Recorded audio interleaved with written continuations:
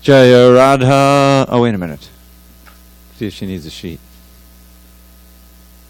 Do you know the song? Jaya Radha Madhava? We have a sheet. We have a sheet for you. Illustrated.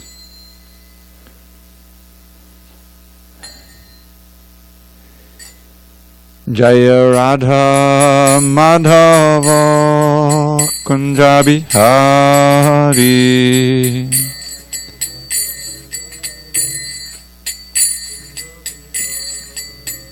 Jaya Radha Madhava Kunja Bihari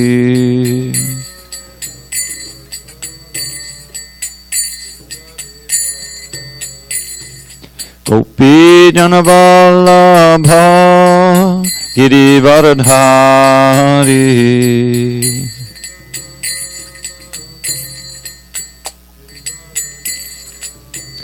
Jai Gopi Janavallabha Girivardhari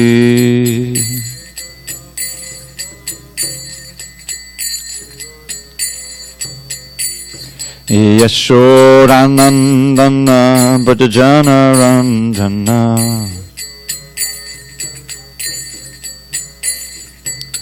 Yashodanandana Brajajana Ranjana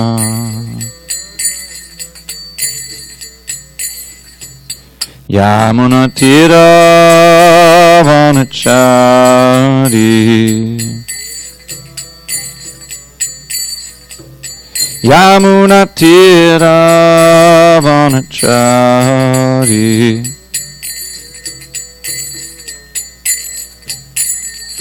Jaya Radha Madhava Kunja Bihari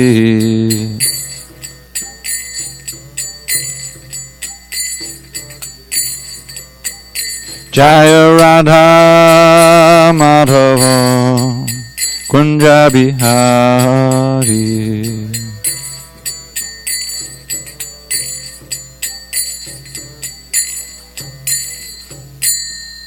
Jai Vishnupada Paramahansa Parivadikacharya Ashtotirtha Shri Srimad Divine Grace Srila A.C. Bhaktivedanta Swami Prabhupada Ki Jai ISKCON BBT Founder Acharya Srila Prabhupada Ki Jai Jai Om Vishnupad Paramahansa Parivadikacharya Ashtotirtha Shri Srimad Divine Grace Srila Bhakti Siddhanta Saraswati Thakur Ki Jai Ananda Koti Vaishnavinda Ki Jai Namacharya Srila Haridas Thakur Ki Jai Srimad Bhagavad Gita Ki Jai Samaveda Bhaktivinoda Ki Jai.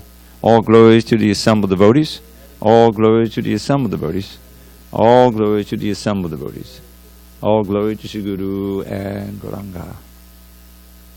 So we'll be reading from page 149 tonight. Om Namo Bhagavate Vasudevaya. Om Namo Bhagavate Vasudevaya.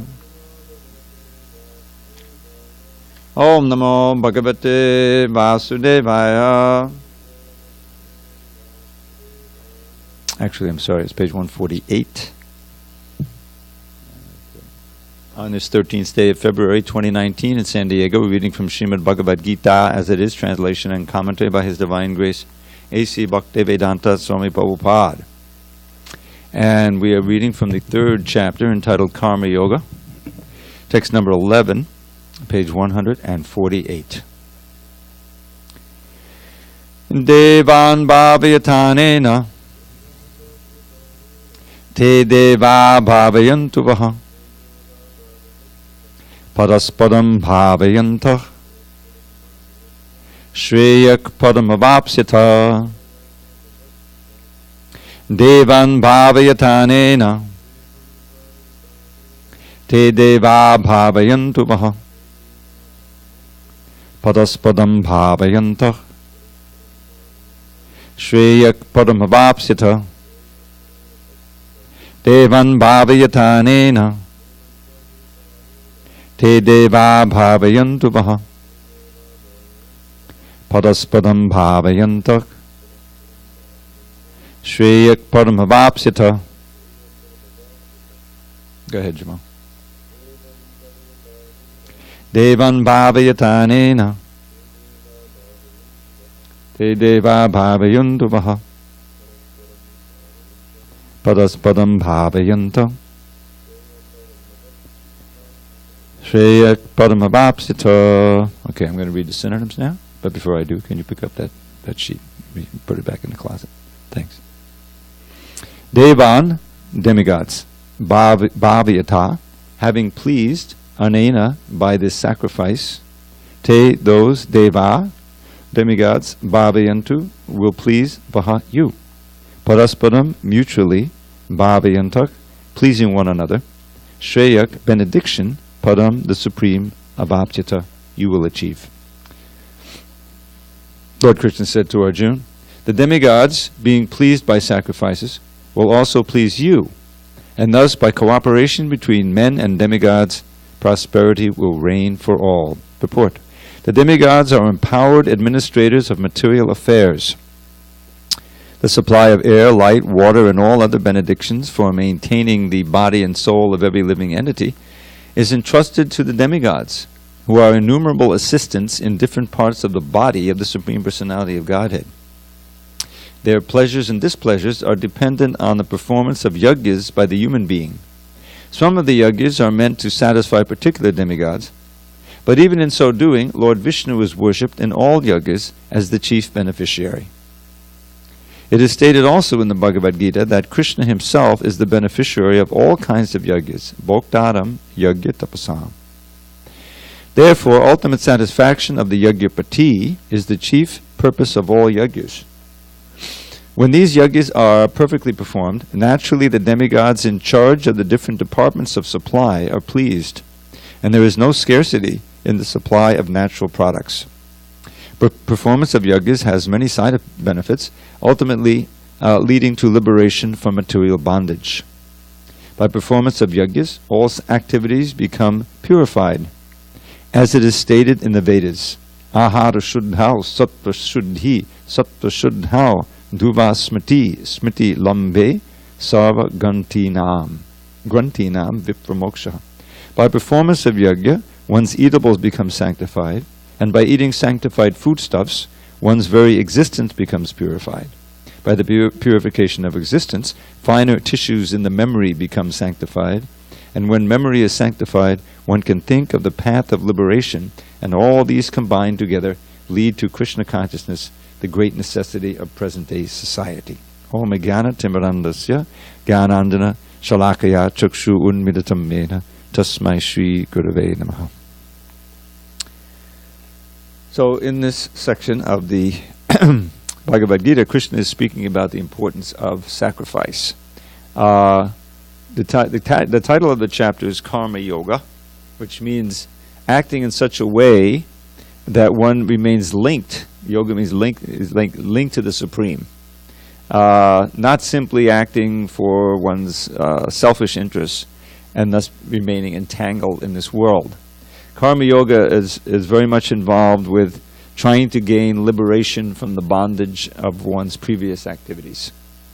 The basic principle of understanding of in the Vedic culture is that we're spirit, not matter, and that we occupy numerous bodies, one after another, as spiritual beings.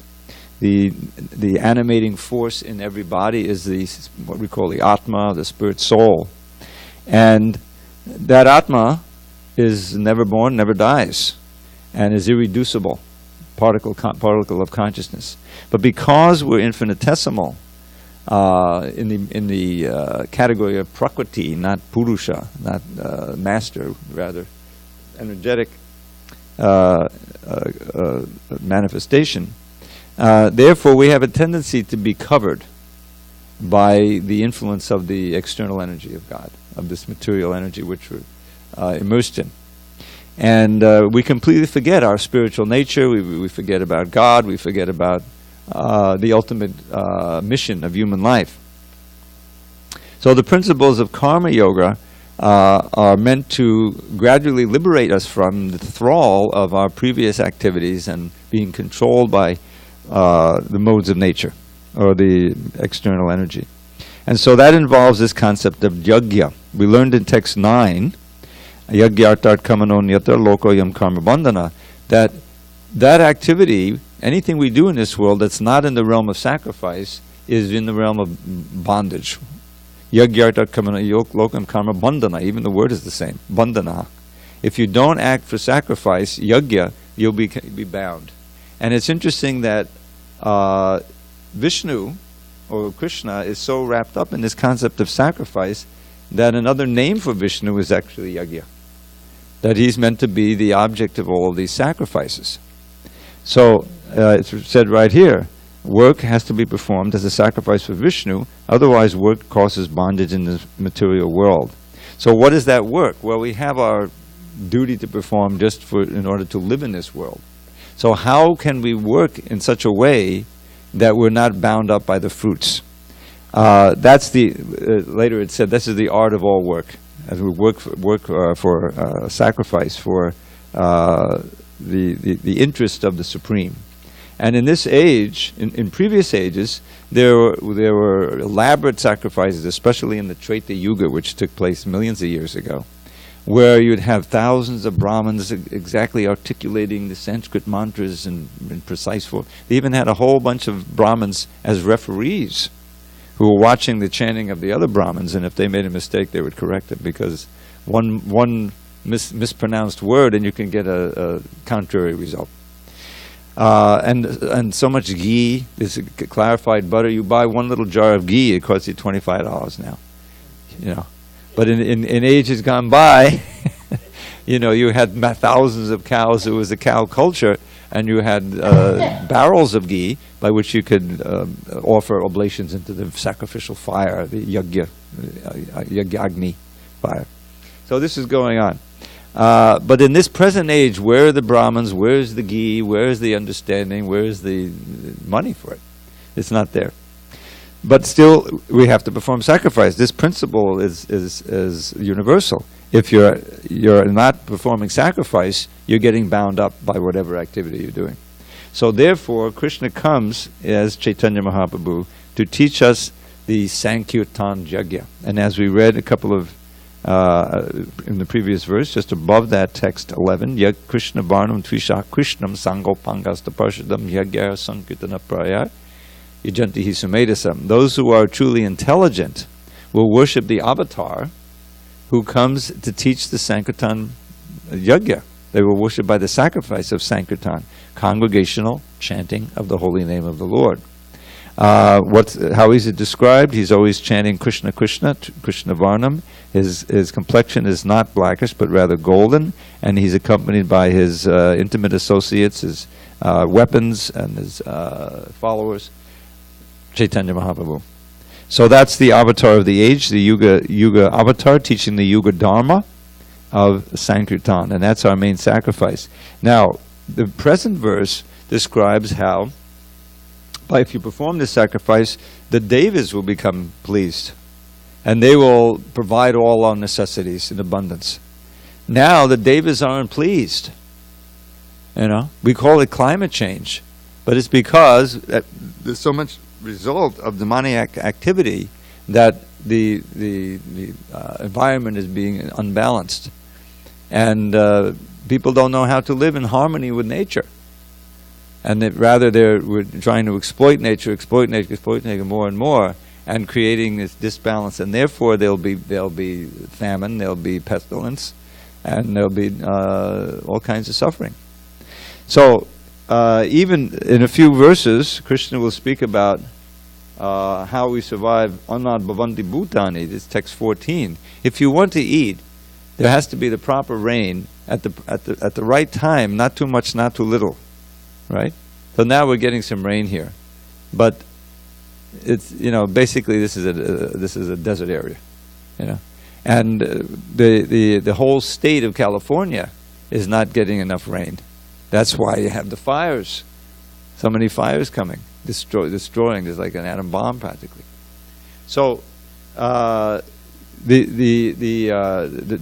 proper practice of sacrifice, of cultivating a goodness among the society, this creates not just a peace within the society, but also the demigods are pleased, And they provide the sun and the water and the pure food and everything that we require. In the Srimad Bhagavatam, it's described. How's it go? Yata taro mula nishe charena chipyanti tatskanda bhujo pashaka prana pahara chayatindiraram tataiva sarvahana machuteja. So, just as by watering the root of a tree, you can feed the entire tree, all of the leaves and the branches and the twigs and the fruits and the flowers, they get nourished if you give the right amount of water at the right time for a tree, right? Or as you put food into the stomach, you'll nourish the whole body, right? Maybe you can use the analogy: you give money to the central government, the taxes, if it's an honest government, the big if, then the prosperity reigns for all. So the idea is that similarly, if you serve Krishna, all the demigods are pleased.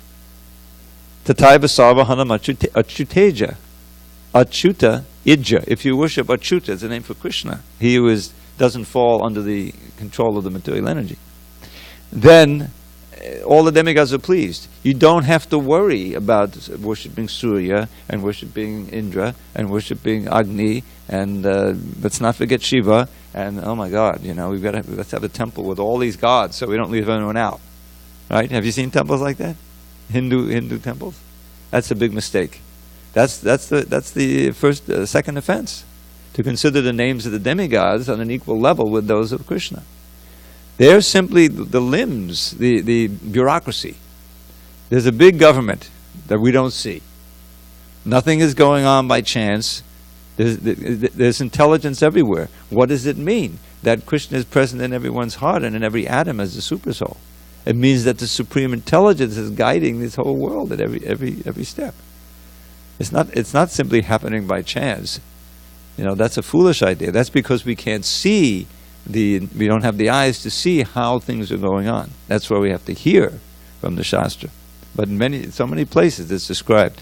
And as Prabhupada mentions in this purport, Bhoktaram Yagita Pasam Sarvaloka Maheshwara, that Krishna being the supreme controller, he's the ultimate enjoyer of all the sacrifices and all the austerities. Human life is meant for yajna, dana, tapa. Krishna says in the 18th chapter, yajna, sacrifice, charity, and austerity. If we don't have these things in our life, and we don't have the proper object of our austerities and our sacrifices and our charity, then society degrades. Because there's always a tendency for the egoistic mentality to take over, and the demoniac mentality to become prominent, as Krishna will describe in chapter 16. The modes of nature. The very same angelic soul who is in the spiritual world, who is glorifying Krishna, somehow, by turning away from Krishna, somehow or other, falls down into the clutches of the material energy and can become a horrible demon and become like a little ant or a little bug. How many bacteria are there? They're all living entities. You can see this is going on. And so how to avoid that? How to avoid that? By cultivating this knowledge and by acting accordingly. And by turning, it's very simple really. The principle is simple. We turned our back on the Lord, we turned our back on the truth, and we've been suffering ever since.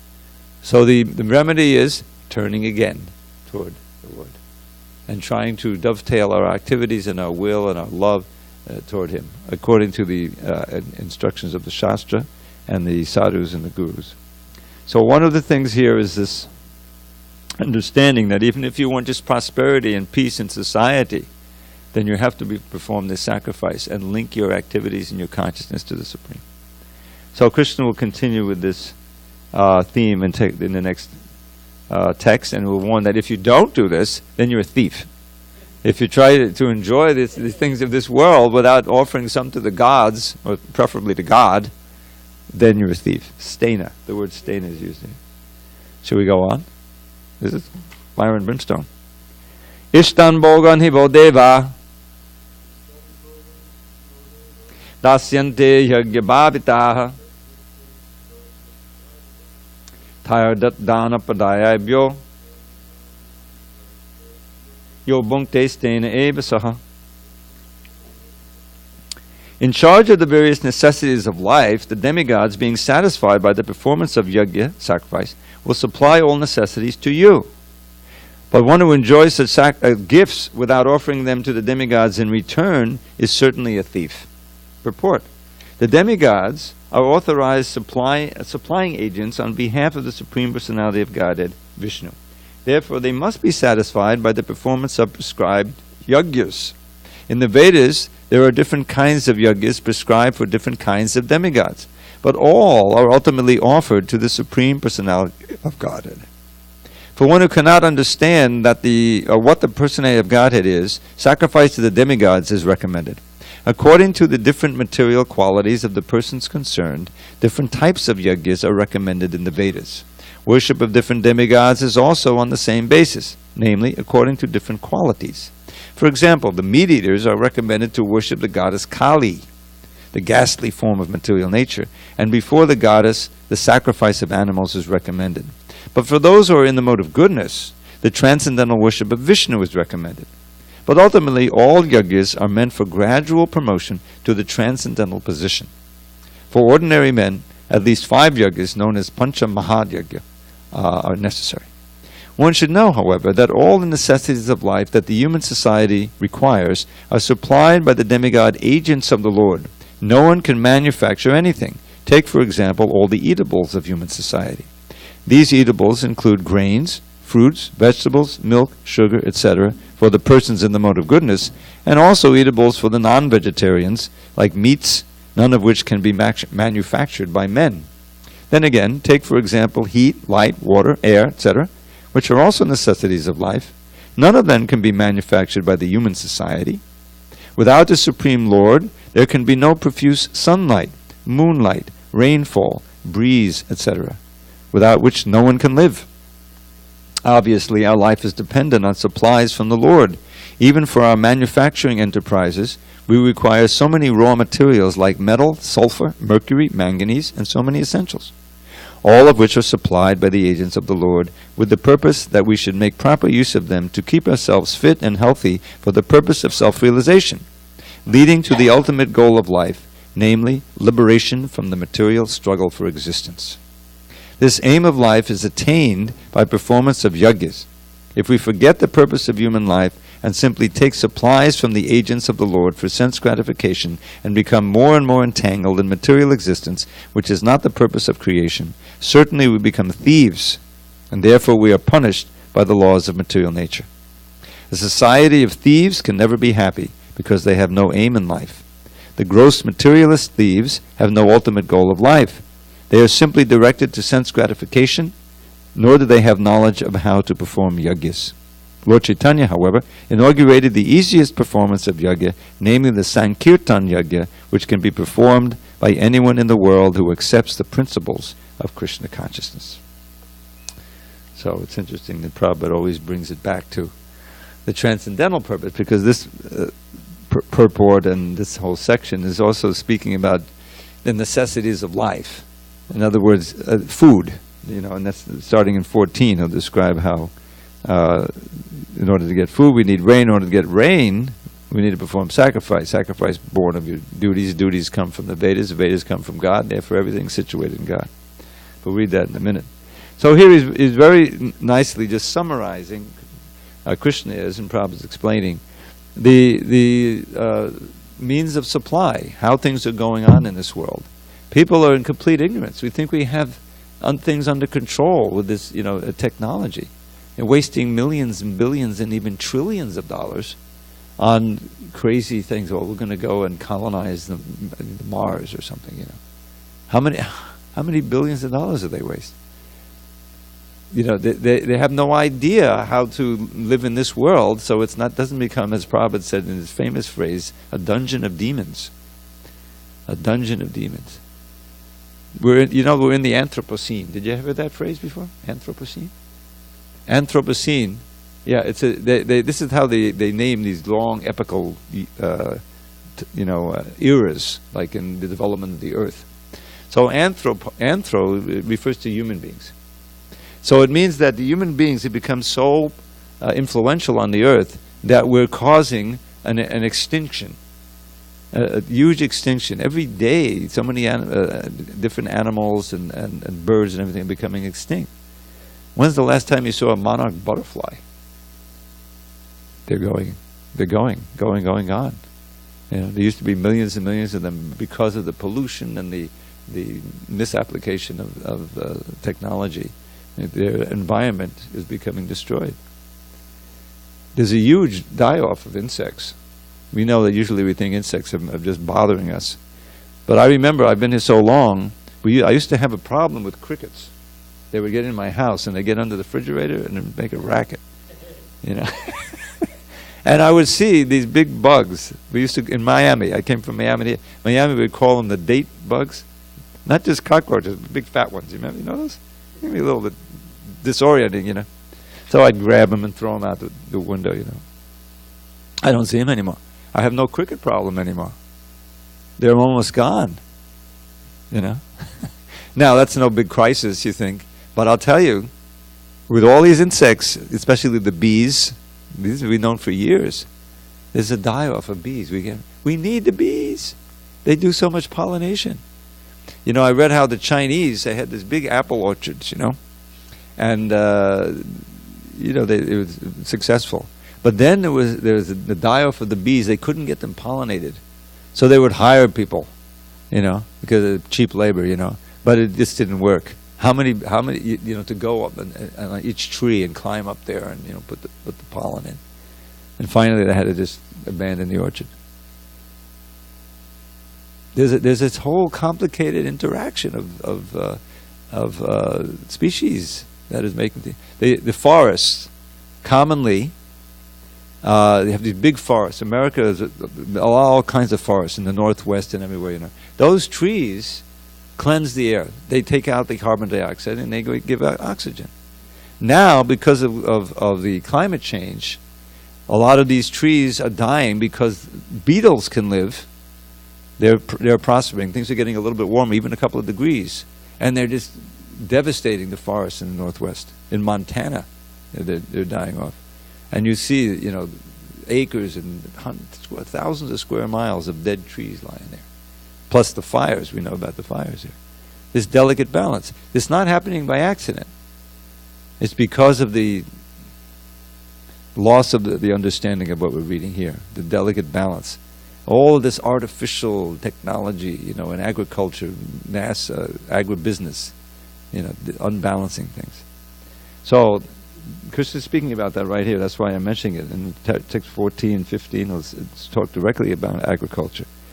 But it all depends on the state of consciousness we develop. Yagyashishta, the next verse. This is a famous verse about prasadam. That you don't just eat, but you offer everything to God, who's the source of everything. And that you're cooking, you're establishing that relationship. And then you take the remnants. Then that's called Yagyashishta. Santas, the saints, do that. And they become free from sinful reactions. But those who eat only for themselves, not bothering with this simple sacrifice, which is not even a sacrifice at all, it's just a question of consciousness, eat only sin and get further entangled in this world. So this art and science of how to live in harmony, not only with the environment, material environment, but with the spiritual hierarchy, this is essential knowledge for society, most important knowledge. So that's what we're learning here. And it all comes down ultimately to Sankirtan Yajna, which is the simplest thing. And we're not performing Sankirtan Yajna so that the rains will come. But they do come. You know what happened? In Hyderabad, there was a drought during Prabhupada's time. There was a drought. Prabhupada came there in, I think, probably 1970 with his contingent of Westerners. He had brought them to India, maybe 30, 40 devotees. They'd go out and do Sankirtan. They went out and sing Sankirtan. The rains came. It was in the newspaper. So we shouldn't, even for material prosperity, Krishna consciousness is essential. What to speak of the spiritual benefit for everybody. All right, let's go on. Text 13. This one is very important for understanding the science of prasadam. Yagyashishtashi naksanto muchyante sarvakilbishai bhunjate te tvagam papa ye pachantyatmakaranat. The devotees of the Lord are released from all kinds of sins because they eat food which is offered first for sacrifice. Others who prepare food for personal sense enjoyment verily eat only sin. Purport. The devotees of the Supreme Lord, or the persons who are in Krishna consciousness, are called santas, and they are always in love with the Lord, as it is described in the Brahma Samhita 538. Premanjanachurita bhakti velochanena santak sadaiva hridayeshu velokayanti. The santas, being always in the compact of love with the Supreme Personality of Godhead, Govinda, the giver of all pleasures, or Mukunda, the giver of liberation, or Krishna, the all-attractive person, cannot accept anything without first offering it to the Supreme Person. Therefore, such devotees always perform yagyas in different modes of devotional service, such as Shravanam, Kirtanam, Smaranam, Archanam, etc. And these performances of yagyas keep them always aloof from all kinds of contamination of sinful association in the material world. Others who prepare food for self or sense gratification are not only thieves but also the eaters of all kinds of sins. How can a person be happy if he is both a thief and sinful? It is not possible. Therefore, in order for people to become happy in all respects, they must be taught to perform the easy process of Sankirtan Yagya in full Krishna consciousness. Otherwise, there can be no peace or happiness in the world. So every purport, Prabhupada, is coming back to the Sankirtan Yagya. But along with the Sankirtan Yagya, as Prabhupada introduced, comes the prasadam. In the Chaitanya Charitamrita, you find so many descriptions of Lord Chaitanya with massive kirtans, and there's always followed by prasadam. You know, there's the exertion, you know, of Sankirtan, and then there's the taking of prasadam together, and it forms. That's the essence of this movement, actually. So here's a yagya shishta. Shishta means a remnant, something that's left over. That's where you get the word shesha, the end. And so the santas. Now, obviously, you have the origin of the word Santa Claus there. Santas, saints, SanDiego. It's all part of the same idea. And what do? They only eat the remnants, ashina, of jagya, which is the sacrifice of cooking with the right consciousness, going on the altar, offering, doing all that we do to offer. And the muchyante sarva kilbashai, liberated from sins, from sinful reactions, just by eating that food. But those who just simply eat for the pleasure of eating, agam papa, they are performing sin and suffering sinful reactions. Pachantyatma karanat, those who cook simply for themselves, without any thought of Krishna. So this is a basic principle. Everyone has to eat. Ordinarily, normally for people in this age especially, the eating just involves them, entangles them more and more in material energy. It's a major attraction, a major form of sinful activity.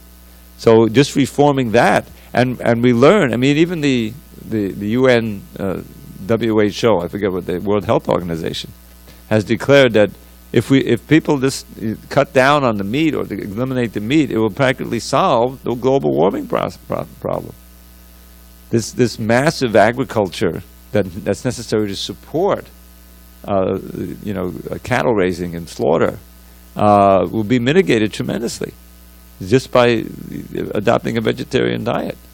What to speak of a prasadam diet, which is also vegetarian. So it's even for survival on the planet, this process should be adopted. So, but of course, as devotees, we are more concerned not just in liberation, but in developing love for Krishna. And this is why this offering bhoga and taking prasadam is really a devotional activity. It's not just some kind of a deal, that all right, I'll give you I'll cook it for you, and you'll liberate me from the suffering of material world, right? That may be there as an initial motivation, but it can't sustain one's activities. What sustains one's activities is really the mood of devotion. That's why in the 9th chapter, which is after all the most confidential knowledge, Krishna describes the real essence of prasadam. Patram pushpam phalam toyam yume bhaktya priyachati tadaham bhaktu paditam ashnami prayatatmanaha. Krishna is saying there that one who offers me even the fruit, a flower, or water, or some leaf, tulsi leaf, with love and devotion, I will eat that. He's really looking for that. He's not hungry for even our most opulent offerings. What he's hungry for is our love and affection, which we can express through that means of cooking and offering and then honoring the prasadam. In fact, the whole process of devotion, everything that we have been given here, is meant to further and awaken or uncover, revive our original loving affection for Krishna. That's what Krishna wants. He has everything else. He's completely self-satisfied. But what he doesn't have is our loving devotion, and he's thirsty for that. And so that is really the essence of both the offering of prasadam and the Sankirtan Yajna. That's the point of chanting, ultimately. And along with that awakening of attraction to Krishna, affection for Krishna, love for Krishna, comes all the good stuff. The liberation is there, the prosperity is there, everything you need to survive in this world and go back to Godhead. So it's also leading to that, and in the purpose, Prabhupada's guiding us to that reality. All right, let's read maybe 2 more, because the 14 and 15 go together, and it's a very logical argument. If you're not going to perform these sacrifices, then ultimately you're going to suffer in this world starvation.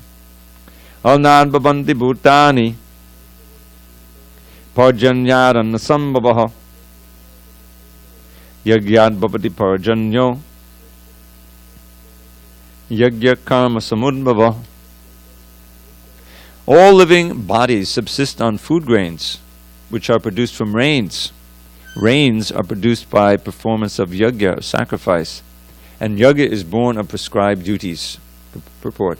Srila Baladev Vidyabhushan, a great commentator on the Bhagavad Gita, writes as follows: Ehindradangataya vestitam yagyam sarveshwaram vishnum abhyarcha tachesham ashnanti tena taddeha yatram sampadiyanti te santa sarveshwarasya yagya purushasya bhakta sarvakilbishayar anadikara vividhayar atmanubhava pratibandhakayar nikalai papa vimuchyante. The Supreme Lord, who is known as the Yajna Purush, or the personal beneficiary of all sacrifices, is the master of all the demigods, who serve him as the different limbs of the body serve the whole. Demigods like Indra, Chandra, and Varuna are appointed officers who manage material affairs, and the Vedas direct sacrifices to satisfy these demigods so that they may be pleased to supply air, light, and water sufficiently to produce food grains. When Lord Krishna is worshipped, the demigods, who are different limbs of the Lord, are also automatically worshipped. Therefore, there is no separate need to worship the demigods. For this reason, the devotees of the Lord, who are in Krishna consciousness, offer food to Krishna and then eat, a process which nourishes the body spiritually. By such action, not only are past sinful reactions in the body vanquished, but the body becomes immunized to all contamination of material nature. When there is an epidemic disease, an antiseptic vaccine protects a person from the attack of such an epidemic. Similarly, food offered to Lord Vishnu and then taken by us makes us sufficiently resistant to material affection. And one who is accustomed to this practice is called a devotee of the Lord. Material affection means the effect of being affected by the material energy. That's what material affection means there.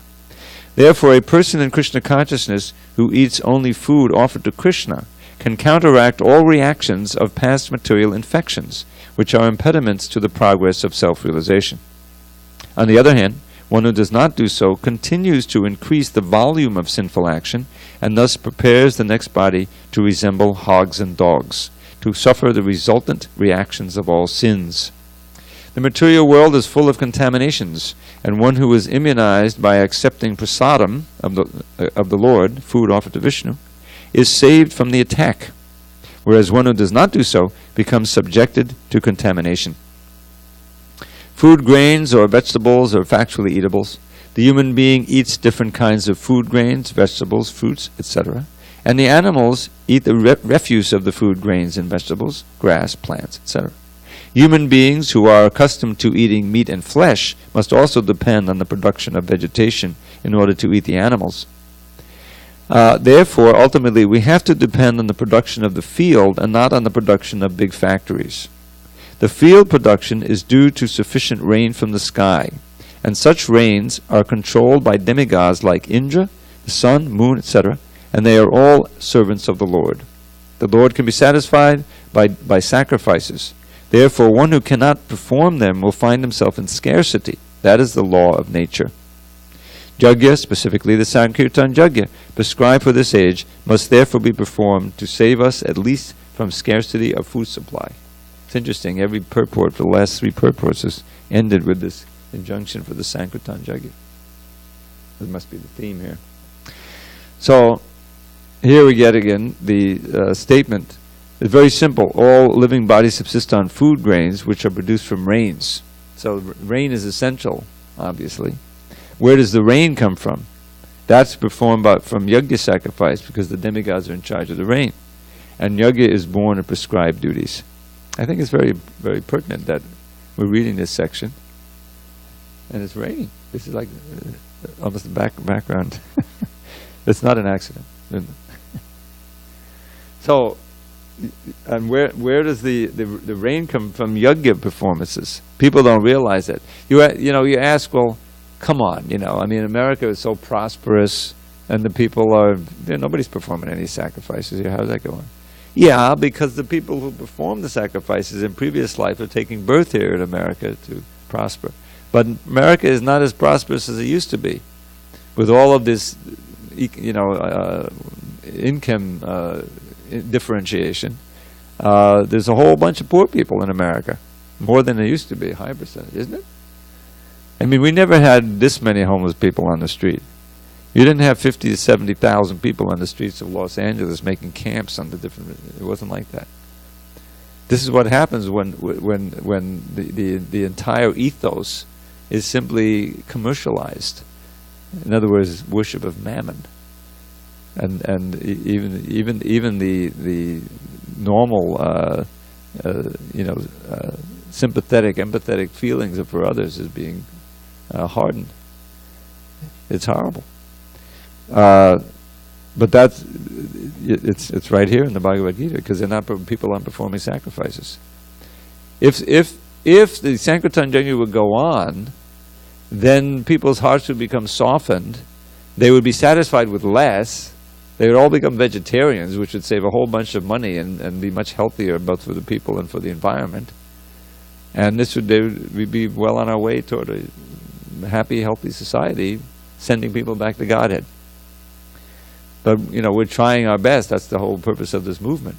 But there's these tremendous forces of Kali Yuga that are grinding and bringing things to a crisis.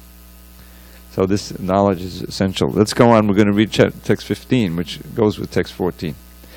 Because he just mentioned here how yajna karma samudbhava, that yajna is born of one's prescribed duties. So where do those come from? Karma brahmodbhavam vidhi brahm akshara samudbhavam tasmat sarvagatam brahma nityam yajna patishtitam. Regulated activities are prescribed in the Vedas. So that's where your karma comes from. Your regulated activities come from the Brahma. Brahma is Vedas here. And the Vedas are directly manifested from the Supreme Personality of Godhead. Consequently, the all-pervading transcendence is eternally situated in acts of sacrifice. So that goes back to the previous verse. Yagyad bhavati parjanya. Yagyartha karma, or the necessity of work for the satisfaction of Krishna only, is more expressly stated in this verse. If we have to work for the satisfaction of the Yajna Purush, Vishnu, then we must find out the direction of work in Brahman, or the transcendental Vedas. The Vedas are therefore codes of working directions. Actually, it's not Brahman there, that's a misprint. It should be Brahma with the lowercase italic. Brahma means different things. Here, this Brahma is right there in the verse. You see it says Brahma, the Vedas? You see that in the word by words? That's what that word should read. We must find out the direction of work in Brahma, or the transcendental Vedas. The Vedas are therefore codes of working directions. Anything performed without the direction of the Vedas is called vikarma, or unauthorized or sinful work. Therefore, one should always take direction from the Vedas to be saved from the reaction of work. As one has to work in ordinary life by the direction of the state, one similarly has to work on the direction of the supreme state of the Lord. Such directions in the Vedas are directly manifested from the breathing of the Supreme Personality of Godhead. It is said, Asya Mahato Bhutasya Nishvasitam Etad Yad Rigvedo Yajurveda Samavedo Tarvangirasa. The four Vedas, namely the Rig Veda, Yajurveda, Samaveda, and Atharva Veda, are all emanations from the breathing of the great Personality of Godhead. This is from the Brihadaranyaka Upanishad 4.5.11. The Lord, being omnipotent, can speak by breathing air. For as it is confirmed in the Brahma Samhita, the Lord has the omnipotence to perform through each of his senses the actions of all other senses. In other words, the Lord can speak through his breathing, and he can impregnate by his eyes. In fact, it is said that he glanced over material nature, and thus fathered all living entities. After creating or impregnating the conditioned souls into the womb of material nature, he gave his directions in the Vedic wisdom as to how such conditioned souls can return home, back to Godhead. We should always remember that the conditioned souls in material nature are all eager for material enjoyment. But the Vedic directions are so made that one can satisfy one's perverted desires, then return to Godhead, having finished his so-called enjoyment. It is a chance for the conditioned souls to attain liberation. Therefore, the conditioned souls must try to follow the process of yajna by becoming Krishna conscious. Even those who have not followed the Vedic injunctions may adopt the principles of Krishna consciousness, and that will take the place of performance of Vedic yajnas or karmas. We should also remember, this is it's a suitable place to remind us, not only is the Sankirtan yajna essential, but also the individual chanting. In the 10th chapter, Krishna says, Yajnanam japa yajyosmi. Of all sacrifices, I am the sacrifice of japa chanting. Japa means individual to oneself. So we chant both loudly and together, and also individually and a little softly and more meditatively. And together they help each other. If you really have a nice kirtan, then your japa will be better. If you have nice japa, your kirtan will be better. So all of these sacrifices bring both spiritual and material prosperity. So it all comes back to Krishna's instruction. Now this breathing out, so he's breathing out the universes, and he's also breathing the Vedas out, and all of it together. I mean, Brahma was learned the Vedas in the heart. You know, it was infused in the heart. Tene Brahma Vadaya Adi Kapaye. The original wise person, Brahma, was taught the Vedas within his heart at the beginning of the universe. Because without, Prabhupada would sometimes point out how when you get some piece of technology, right, you want some manual. Maybe you can Google it, but somehow or other you have the directions how to work the thing, right? And those who produced it, they know best how to work it. So similarly, this universe, how are we going to live in this complicated world properly without making a mistake? So the Vedas provide the instruction on how to live peacefully and harmoniously and properly, and ultimately to get out of it, because after all, this is a very elaborate prison house for us. But it's a reformatory. It's not just for punishment. It's also there for fulfilling our material desires and learning how, and learning that the fulfilling material desires is ultimately self-defeating. Sense gratification simply produces more misery and more entanglement. We have to learn that lesson. But you really can't learn it unless you have another platform of enjoyment. And this is what Krishna consciousness gives. It gives you a way to experience pleasure on a transcendental level, which is good, it's important. Because this can draw us away from our enthrallment in this flickering material happiness. Yet pada pangaja palasa vilasa bhaktya karma shayam gudita mudgudayanti santa. Again the word santa. This is in a verse spoken by Sanat Kumara to Maharaj Prithu. Prabhu quote all the time. Pada pangaja palasa vilasa bhaktya. By the process of bhakti, you enjoy this vilas, spiritual pleasure of serving Krishna's lotus feet. And that pleasure of serving Krishna's lotus feet cuts the knots of your attachment in this world to material, fruit of activity. That gives you liberation. So without that pleasure, the Mayavadis, the impersonalists can't taste it. They don't believe ultimately that there is a Krishna. The voidists can't taste it. They believe ultimately there's nothing in existence. Certainly the materialists can't taste it. They're too busy trying to taste the fool's gold of material enjoyment. Only the bhaktas can taste it, because Krishna gives them that taste, because he sees their sincerity. So that's why he says, the rest of the verse, Tadvanna riktamata yo yatayo piruddha sroto ganastamadanam bhajavasudevam. Those whose minds are devoid of bhakti, the gross materialists, the yogis, the impersonalists, all the categories, the demons, they are, no matter how hard they try to suppress the material, they are ultimately overwhelmed by material attraction, and therefore you're advised to worship Vasudeva. This is the conclusion of Sanat Kumar's instruction. So bhaja Vasudevam, simply worship Vasudeva. So it comes up again and again, and we can experience it in our own lives. The simple verse, the simple 259, one of the most famous verses in the second chapter. Vishayava nivartante nirahara sadehina rasavajam rasopyasya param jushtana varjati. You have to become detached from these things of this material world. If you want to become fixed in consciousness and attain peace, and how can there be any happiness without peace? Remember that line? So, the Vishayas have to be renounced. Right now, the Vishayas, the object of the senses in the conditioned state, they have grabbed hold of your consciousness. You're like a slave of them. Remember Kama Dinam Katinda Katita Palita Dunideshas? That's the first line. Just heard Prabhupada quote that verse. Lust, etc. Lust, anger, greed, illusion, madness. These are like slave masters for us, life after life. Katinda Katita Palita means they're demands. Durnidesha, bad instructions. I followed them life after life, but they're never satisfied. They're never satiated. Nor do they show me any mercy. So now I'm giving them up. How do I have the idea to give them up, to reject them? Utrijaitan. Utrijya means to throw far away. All of these.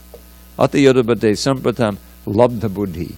The key is regaining your intelligence by hearing the Shastra and living it. And therefore, Tramayata, I have rejected them, but that's not enough. I am approaching you, my Lord, Yarupate, the Lord of the Yadus. Please engage me in your service. You have to serve. We're servants by nature. We're either going to serve Maya, we're going to serve our senses, we're going to serve lust, anger, and greed, illusion, madness, and intoxication, or we're going to serve Krishna's lotus feet. That's our choice. And if we serve Krishna's lotus feet, gradually you get such a taste for that the other has no power to control you. Maya gives you up. Text 14 in chapter 7. You can't get out of these ropes, the three gunas, on your own. They're too powerful, But if you surrender to Krishna, then Maya releases you. And you can feel it. It's a process. It doesn't, happen all at once. But you can feel, you're less entangled. You're less entangled in this world. It's a great relief, actually. Okay, any questions on these points? Uh-oh. Getting late. Whoa. We're way behind. Okay, all glory to Srila Prabhupada.